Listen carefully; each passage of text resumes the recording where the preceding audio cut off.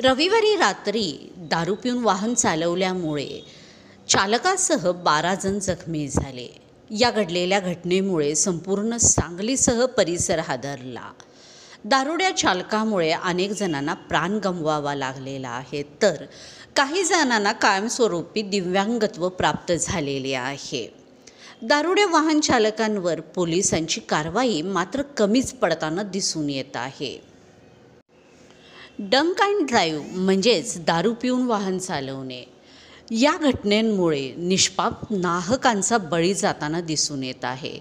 दारुड्या वाहन चालकांवर कारवाईचा धाक आता अजिबातच राहिलेला नाही. सांगली जिल्ह्यातील पोलिसांनी यावर्षी 360 दारुड्या वाहन चालकांवर कारवाई करून त्यांच्याकडून 3,26,400 रुपयाचा दंड वसूल केला.